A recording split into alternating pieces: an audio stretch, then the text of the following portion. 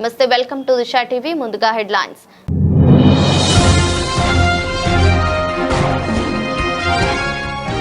Israel ప్రధాని నేతన్యాహుకు prostate cancer.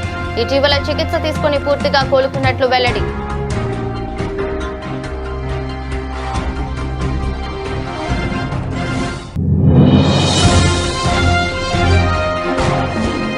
TMC దౌర్జన్యానికి సంబంధించిన files బయటకు తీస్తామన్న మోదీ.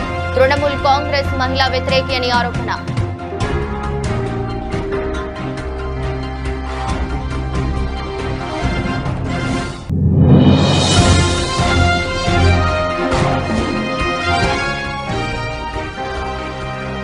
ఆమ్ ఆద్మీ పార్టీకి గట్టి ఎదురుదెబ్బ. బీజేపీలో చేరనున్నట్లు ప్రకటించిన ఆప్ ఎంపీ రాఘవ్ చద్దా.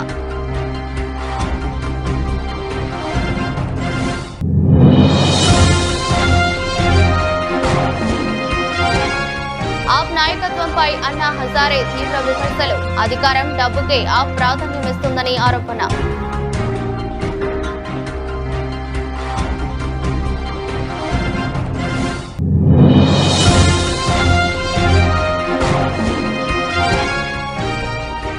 ఆదాయ వనరుల సమీకరణపై కేబినెట్ సబ్ కమిటీ సమావేశం. సవరించిన మార్కెట్ విలువలను అమలు చేయాలని నిర్ణయం.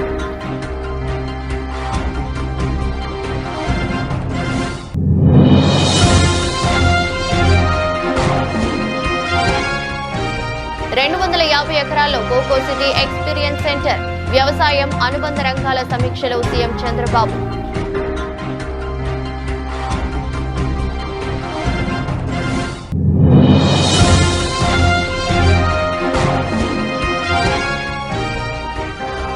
ఫలించిన చర్చలు. ముగిసిన ఆర్టీసీ సమ్మె. ఉదయం నుంచే రాష్ట్ర వ్యాప్తంగా రోడ్డెక్కిన ఆర్టీసీ బస్సులు.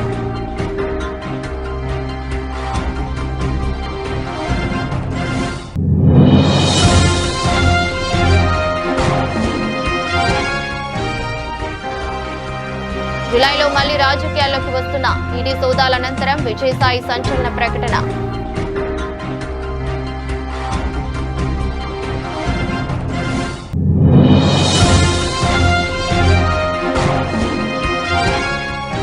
కొత్త పార్టీ పేరు ప్రకటించిన కవిత. తెలంగాణ రాష్ట్ర సేన టీఆర్ఎస్ గా పేరు ఖరారు.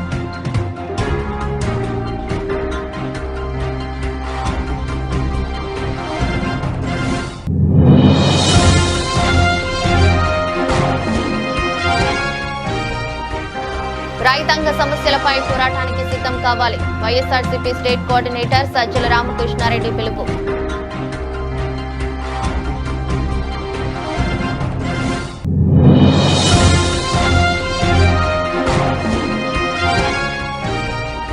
గుజరాత్ పై 5 వికెట్ల తేడాతో బెంగళూరు ఘన విజయం. 206 పరుగుల భారీ లక్ష్యాన్ని ఛేదించిన రాయల్ ఛాలెంజర్స్.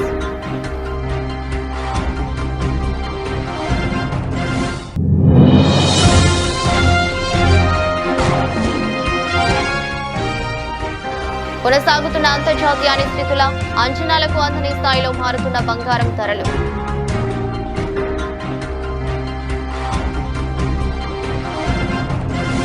ఇజ్రాయెల్ ప్రధాని బెంజమిన్ నేతన్యాహు తనకు ప్రోస్టేట్ క్యాన్సర్ సోకిందని, ప్రారంభ దశలో ఉన్నప్పుడే దానికి విజయవంతంగా చికిత్స తీసుకున్నానని అధికారికంగా వెల్లడించారు.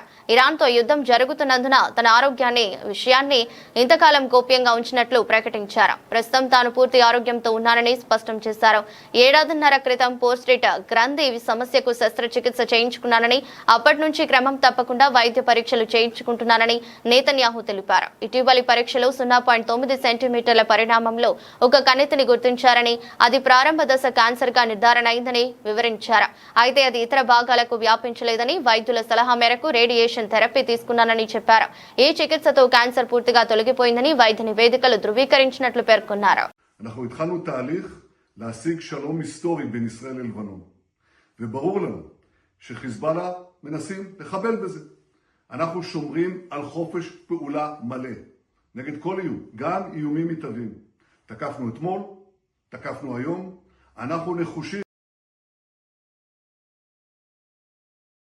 మే 4వ తేదీన ఎన్నికల ఫలితాలు వచ్చిన తర్వాత తృణమూల్ కాంగ్రెస్ పార్టీ గూండాలకు దాక్కోవడంకి బెంగాల్లో ఎక్కడ చోటు దొరకదని ప్రధాని నరేంద్ర మోదీ అన్నారు. రెండో దశ ఎన్నికల ప్రచారంలో భాగంగా ఆయన మాట్లాడుతూ పశ్చిమ బెంగాల్ తొలి దశ పోలింగ్ లో పెద్ద ఎత్తున ఓటర్లు పాల్గొన్నారని, ఇది ప్రజాస్వామ్య విజయంగా ఆయన అభివర్ణించారు. ఈ ఓటింగ్ శాతాన్ని చూసి టీఎంసీకి భయం పట్టుకుందని అన్నారు. ఎన్నికల ఫలితాల తర్వాత రాష్ట్ర ప్రజలకు జరిగిన ప్రతి అన్యాయానికి, దౌర్జన్యానికి సంబంధించిన ఫైల్స్ ను బయటకు తీస్తామని హెచ్చరించారు. ఈ రాష్ట్రం విప్లవాల గడ్డాన్ని గుర్తుంచుకోవాలన్నారు. ఎన్నికల ఫలితాల తర్వాత టీఎంసీ గుండాలను ఎవరూ కాపాడలేరని అన్నారు. మమతా బెనర్జీ సాగిస్తున్న ఆటవిక పాలనకు చరమగీతం పాడే సమయం ఆసన్నమైందని అన్నారు. जिसकी बुनियाद में बंगाल के विचार है, बंगाल का प्रवाह है। हमें गर्व है डॉक्टर श्यामा प्रसाद मुखर्जी पर, जिनकी प्रेरणा से जनसंघ का जन्म हुआ, फिर समय के साथ भाजपा की स्थापना हुई। डॉक्टर श्यामा प्रसाद मुखर्जी का संकल्प था देश का संविधान पूरे देश में लगना चाहिए, और उन्होंने नारा लेकर के लड़ाई लड़ी थी। वो कहते थे देश में दो विधान, दो निशान, दो प्रधान नहीं चलेंगे। उनके आशीर्वाद से हमने जम्मू कश्मीर से धारा 370 को हटाया, जम्मू कश्मीर में देश का संविधान लागू किया। साथियों, डॉक्टर मुखर्जी देश के पहले उद्योग मंत्री भी थे। अगर उनके विजन को आगे बढ़ाया होता तो देश आज और ऊंचाइयों पर होता। साथियों, डॉक्टर मुखर्जी का विजन, उनकी नीतियां आज भी बंगाल के औद्योगिक विकास को नई ऊर्जा दे सकती है। लेकिन हम यहां देखते हैं कैसे टीएमसी ने अपने 15 साल में बंगाल के औद्योगिक विकास को चौपट करके रख दिया है। टीएमसी के खोखले वादों और सिंडिकेट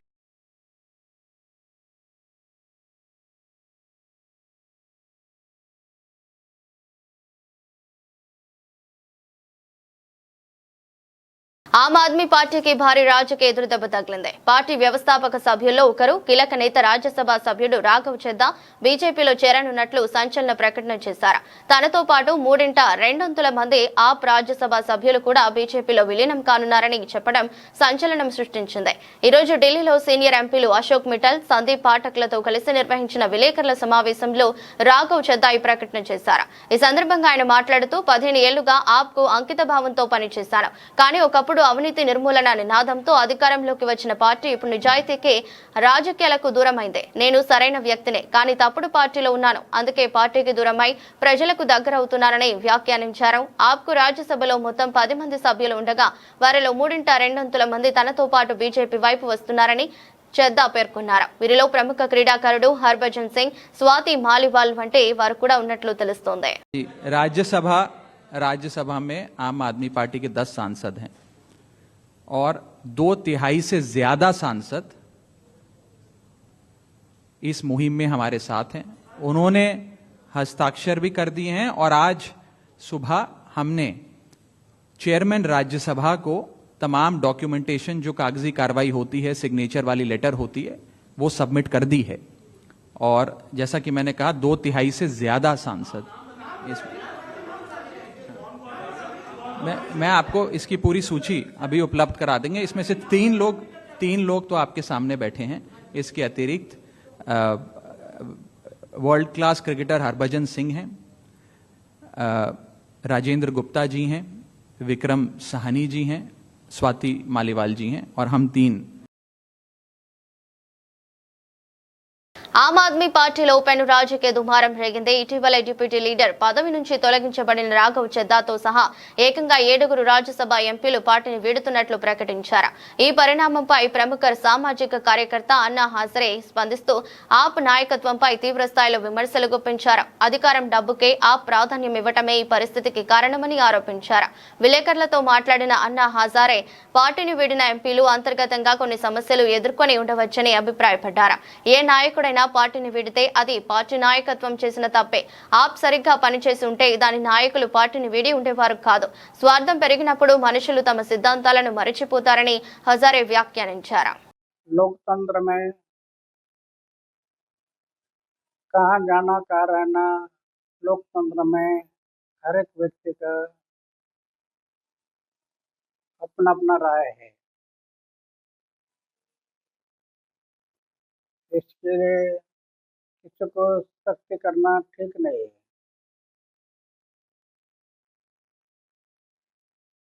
क्योंकि उनकी राय लोकतंत्र में उनको कुछ ना कुछ दिक्कतें आई होगी, इसलिए वो चले गए।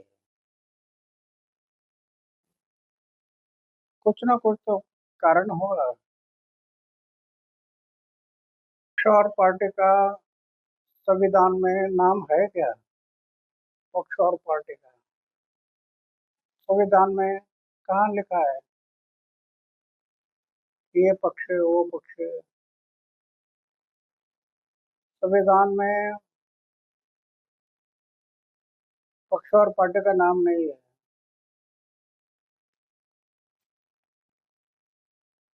फिर उनको सख्ती करना कहाँ तक बराबर है? प्रश्न है। लोकतंत्र है ना, लोकतंत्र है, उनको जो लगता है जहाँ जाना है वो आ जाए, उनको सख्ती क्या करना है? इसका कारण कोई पक्ष और पार्टी से स्थलांतर करता है तो वो दोष उनका है।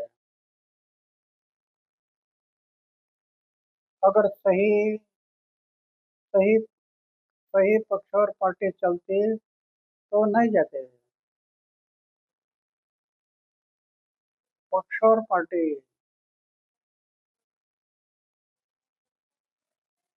एक तो संविधान में पक्ष और पार्टी का नाम नहीं है।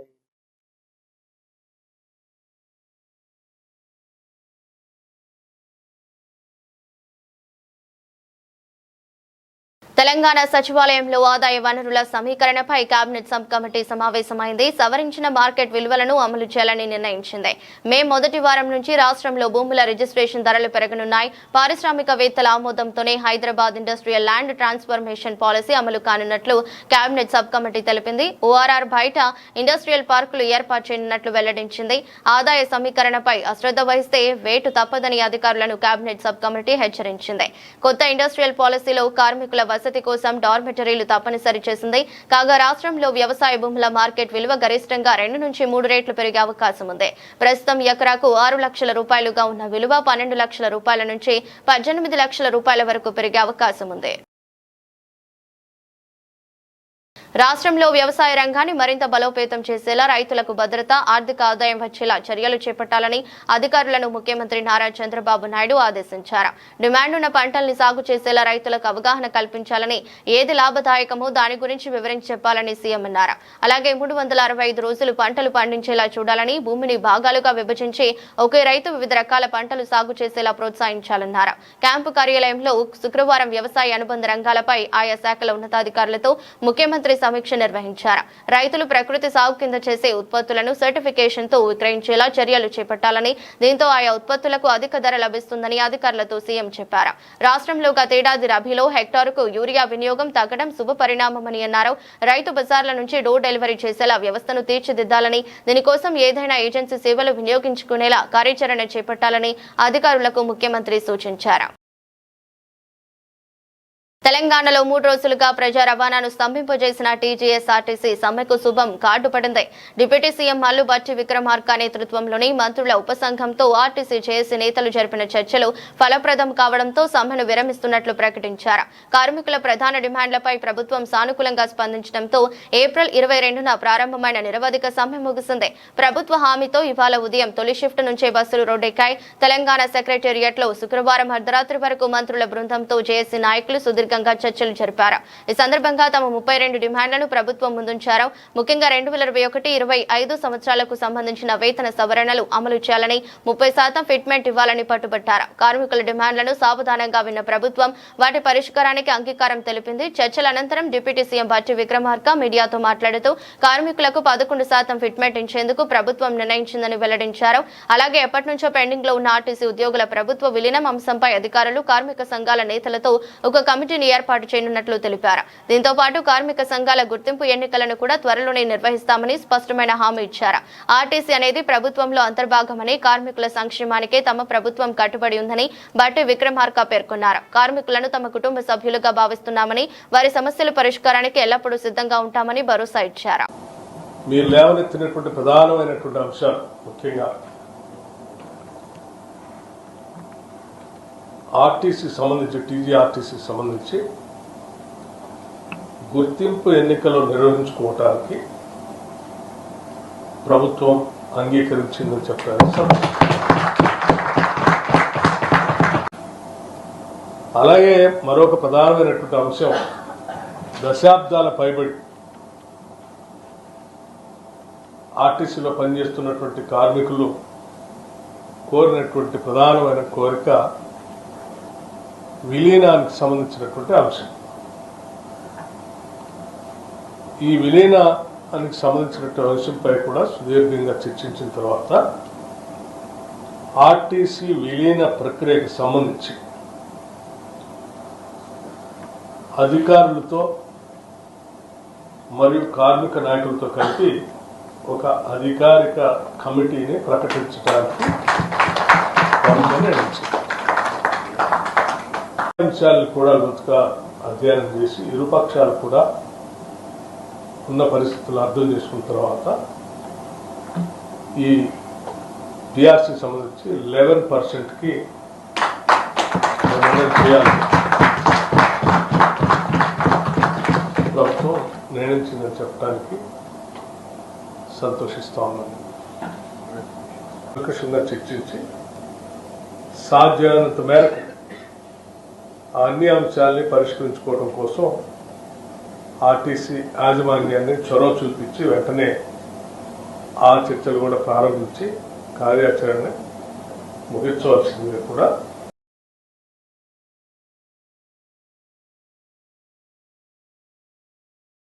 మాజీ ఎంపీ విజయసాయిరెడ్డి ఏపీ రాజకీయాలపై సంచలన వ్యాఖ్యలు చేశారు.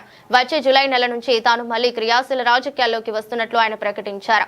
ఆంధ్రప్రదేశ్ మద్యం కేసులో భాగంగా తన నివాసంలో ఈడీ సోదాలు ముగిసిన అనంతరం మీడియాతో మాట్లాడారు. రాజకీయాల్లోకి పునరాగమనం చేయడమే కాకుండా త్వరలోనే మీడియా రంగంలో కూడా అడుగు పెడుతున్నట్లు విజయసాయిరెడ్డి వెల్లడించారు.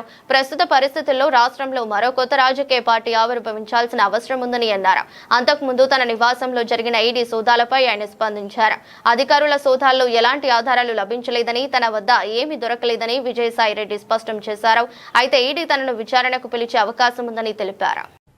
జగన్ గారి విషయం జగన్ గారిని అడగండి, చంద్రబాబు గారి విషయం చంద్రబాబు గారిని అడగండి. కానీ చంద్రబాబు గారి అవినీతిని అయితే నేను ఎండగడతాననేటటువంటి విషయం చెప్తా ఉన్నా. వైఎస్ఆర్సీపీని గురించి మాట్లాడలేదని అనుకోవచ్చు మీరు. వైఎస్ఆర్సీపీకి ప్రజలు బుద్ధి చెప్పారు, ఒక గుణపాఠం నేర్పించారు. ఆ గుణపాఠం నేర్చుకొని వైఎస్ఆర్సీపీ తన తప్పుల్ని సరిదిద్దుకొని మళ్ళీ తిరిగి అధికారంలోకి రావాలి. అందుకే టీడీపీ వైఎస్ఆర్సీపీ రెండు దొందే, ఏ మాత్రం తేడా లేదు. థర్డ్ ఫోర్స్కు మాత్రమే ఈ యొక్క రాష్ట్రంలో ఒక వ్యాక్యూమ్ అన్నటువంటిది ఉంది అన్నటువంటిది ప్రజలు స్వాగతిస్తారు అన్నటువంటిది నా ఉద్దేశం.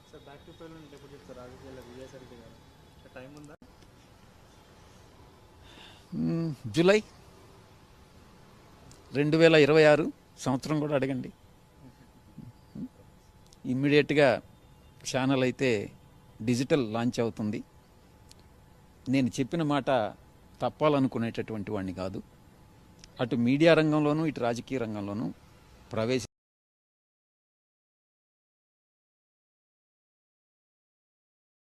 మునీరాబాద్ వేదికగా కల్వకుంట్ల కవిత తన కొత్త పార్టీ పేరును వెల్లడించారు. పార్టీ పేరు తెలంగాణ రాష్ట్ర సేనగా కవిత ప్రకటించారు. దీంతో తెలంగాణ గడ్డపై మరో కొత్త రాజకీయ పార్టీ అవతరించినట్లు అయింది. పసుపు, ఆకుపచ్చ, బ్లూ కలర్లతో పార్టీ జెండాను కవిత ఆవిష్కరించారు. జెండాపై బ్లూ రంగుతో తెలంగాణ చిత్రపటం ఉంది. దానిపై తెలుపు రంగులో టీఆర్ఎస్ పేరుతో ఇంగ్లీష్ అక్షరాలు ఉన్నాయి. ఈ సందర్భంగా ప్రసంగించిన కవిత తెలంగాణలో కొత్త విప్లవం మొదలైందని అన్నారు. కష్టపడి సాధించుకున్న తెలంగాణలో నూతన రాజకీయ శక్తిగా రాబోతున్నట్లు తెలిపారు. తన జీవితంలో ఇది మర్చిపోలేని రోజని చెప్పుకొచ్చారు. రాష్ట్ర భవిష్యత్తు కోసం అందరి భాగస్వామ్యం అవసరమని కోరారు. తెలంగాణ కోసం ఎన్నో కష్టాలు పడి పిడికిలు బిగించి కొట్లాడినట్లు గుర్తు చేశారు. తెలంగాణ ఉద్యమంలో జాగృతి కీలక పాత్ర పోషించిందన్నారు కవిత. మన పార్టీ పేరు చెప్పాలా? రెడీయా? టిఆర్ఎస్. జై తెలంగాణ! జై తెలంగాణ! జై తెలంగాణ! జై తెలంగాణ! తెలంగాణ రాష్ట్ర సేన! జై తెలంగాణ రాష్ట్ర సేన! కవితమ్మ గారి నాయకత్వం! కవితమ్మ గారి నాయకత్వం!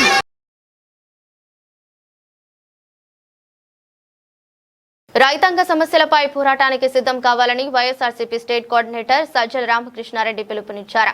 తాడేపల్లిలోని వైఎస్ఆర్సీపీ కేంద్ర కార్యాలయంలో రైతు విభాగ వర్కింగ్ ప్రెసిడెంట్లు, రాష్ట్ర ఉపాధ్యక్షులు, ప్రధాన కార్యదర్శులు, జిల్లా అధ్యక్షులతో కీలక సమావేశం నిర్వహించారు.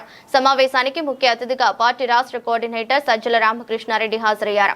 అనంతరం మాట్లాడుతూ రైతు విభాగం పార్టీకి అత్యంత కీలకమని, గ్రామ స్థాయి నుంచి జిల్లా స్థాయి వరకు సంస్థాగత బలోపేతంపై దృష్టి పెట్టాలని సజ్జల రామకృష్ణారెడ్డి సూచించారు. రైతాంగ సమస్యలపై నిరంతరం చర్చలు జరిపి అవసరమైతే ప్రత్యేక టాస్క్ ఫోర్స్ ఏర్పాటు చేసి ముందుకు వెళ్లాలని అన్నారు. రైతుల సమస్యలను ప్రజల్లోకి తీసుకెళ్లి ప్రభుత్వ వైఫల్యాలను ఎండగట్టాలని పిలుపునిచ్చారు. మన అధ్యక్షుడికి దీని మీద ఎంత ఆసక్తి ఉందనేది మీ అందరికీ తెలిసిందే. మన పార్టీ పేరులోనే అది ఇమిడి కూడా ఉంది. సో ఇన్ని రకాలుగా కీలకమైన విభాగం, దీని మీద మనం చర్చకు కూర్చున్నప్పుడు ఏదో ఉపన్యాసాలకని కాకుండా అభిప్రాయాలు కూడా షేర్ చేసుకొని ఆ కంటిన్యూస్గా పార్టీ ఏదైతే జగన్మోహన్ రెడ్డి గారు ఆశిస్తారో ప్రజలతో మమేకమై ఉండాలి. ఈ పర్టికులర్ రైతులకు అగ్రికల్చర్కి సంబంధించి వస్తే మన అధ్యక్షుడు ఆశించిన విధంగా వాళ్ళతో మమేకమై ఉండడంతో పాటు ఒక ఇటు పార్టీకి గైడింగ్, అటు రైతులకు గైడింగ్ ఫోర్స్గా ఉండగలిగేట్టు తీర్చిదిద్దుకోవాల్సి. అయితే ఈసారి మనం సంస్థాగతంగా పకడ్బందీగా పార్టీని ఏదైతే తయారు చేస్తున్నామో ప్రతి విభాగం కూడా తన సొంతంగా తన కార్యక్రమాలు తను నిర్దేశించుకోవడం, వాటికి రూపకల్పన చేసుకోవడం. ఎందుకంటే పైన రాష్ట్ర స్థాయిలో జిల్లా స్థాయిలో మనం ఏదనుకున్నా అమలు జరగాల్సింది కానీ ప్రచార రూపంలో కానీ లేదా సమస్యను అడ్రస్ చేయాలన్నా, సమస్యను తెలుసుకోవాలన్నా ఈ కింద గ్రాస్ రూట్స్ మీదే ఎక్కువ దృష్టి పెట్టాలంటే పెద్ద లింక్ వచ్చి మండల స్థాయి. ఇక్కడ మనం చేసే ఏదైనా నిర్ణయాలు మీరు తీసుకున్నా అవి కిందికి తీసుకెళ్ళడము, యాక్టివిటీ టేకప్ చేయడం కూడా సులభం అవుతుంది. ఒకటి సంస్థాగతంగా దాని మీద ఎక్కువ దృష్టి పెట్టాల్సిన అవసరం ఉంది. 2 years పూర్తి అవుతుంది. అత్యంత ఒక దుర్మార్గమైంది, అసలు ప్రభుత్వం అనడానికి వీలు లేని ఒక ఆర్గనైజ్డ్ అరాచకపు మాఫియా. దాని పరిపాలన అనేది లేదు. పరిపాలన అంటే మనం దాన్ని ఏమంటాం, ఆర్గనైజ్డ్గా ఉండేది. ఆర్గనైజ్డ్గా మాఫియా ఉంది, ఆర్గనైజ్డ్గా అరాచకం ఉంది, ఆర్గనైజ్డ్గా రాక్షసత్వం ఉంది. మొత్తం చట్టం మొత్తం ఏదైతే పర్పస్ కోసం పెట్టారో దానికి భిన్నంగా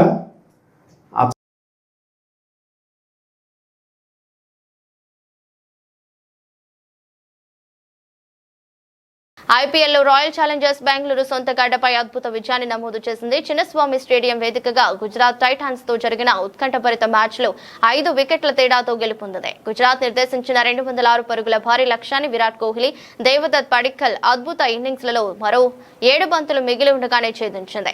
భారీ లక్ష్య ఛేదనలో ఆర్సీబీకి ఆరంభంలోనే ఎదురు దెబ్బ తగిలింది. అయితే ఆ తర్వాత క్రీజులోకి వచ్చిన పడిక్కల్ తో కలిసి కోహ్లీ ఆకాశమే హద్దుగా చెలరేకారు.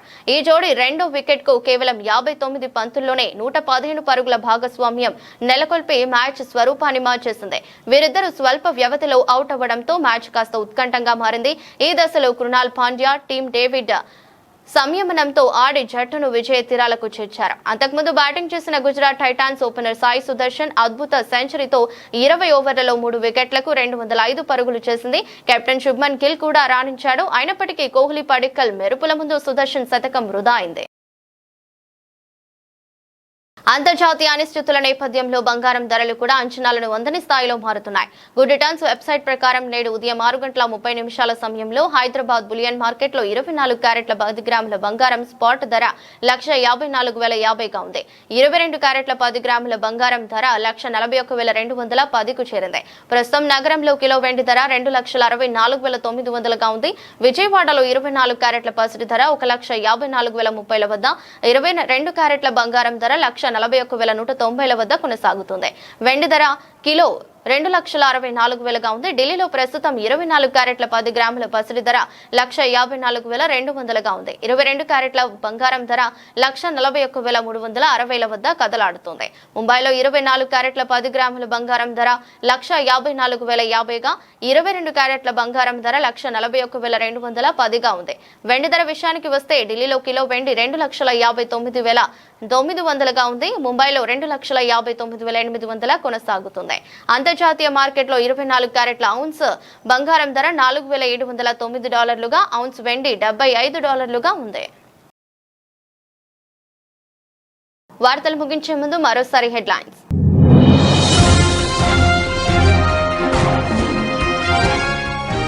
ఇజ్రాయెల్ ప్రధాని నేతన్యాహుకు ప్రోస్టేట్ క్యాన్సర్. ఇటీవల చికిత్స తీసుకుని పూర్తిగా కోలుకున్నట్లు వెల్లడి.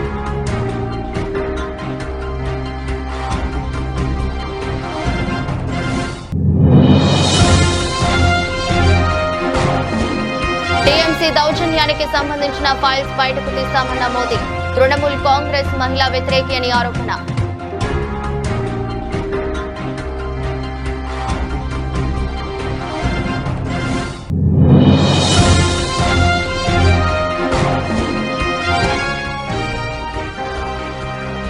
ఆమ్ ఆద్మీ పార్టీకి గట్టి ఎదురుదెబ్బ.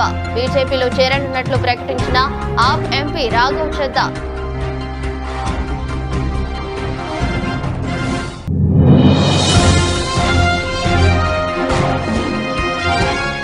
ఆప్ నాయకత్వంపై అన్నా హజారే తీవ్ర విమర్శలు. అధికారం, డబ్బుకే ఆప్ ప్రాధాన్యమిస్తుందని ఆరోపణ.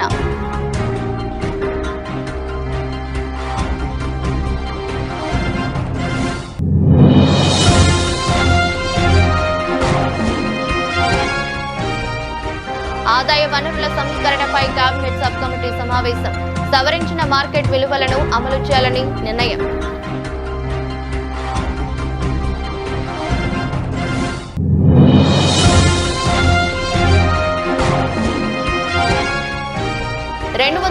ఎకరాల్లో కోకో సిటీ ఎక్స్పీరియన్స్ సెంటర్. వ్యవసాయం, అనుబంధ రంగాల సమీక్షలో సీఎం చంద్రబాబు.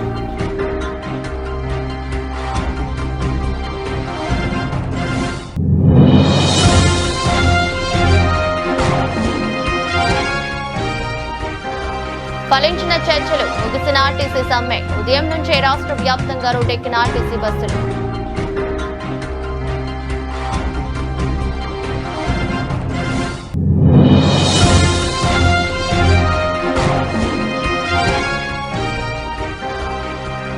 జులైలో మళ్లీ రాజకీయాల్లోకి వస్తున్న ఈడీ సోదాల అనంతరం విజయసాయి సంచలన ప్రకటన.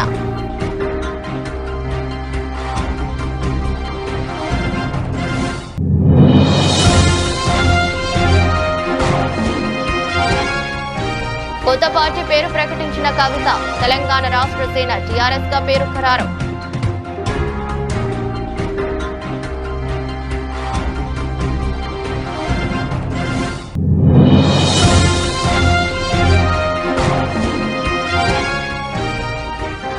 రైతాంగ సమస్యలపై పోరాటానికి సిద్ధం కావాలి. వైఎస్ఆర్సీపీ స్టేట్ కోఆర్డినేటర్ సజ్జల రామకృష్ణారెడ్డి పిలుపు.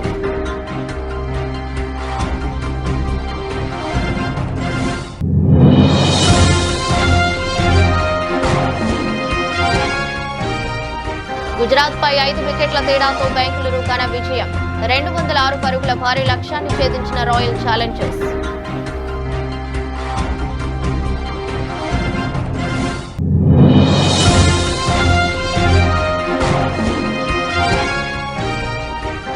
కొనసాగుతున్న అంతర్జాతీయ అనిశ్చితుల అంచనాలకు అందని స్థాయిలో మారుతున్న బంగారం ధరలు.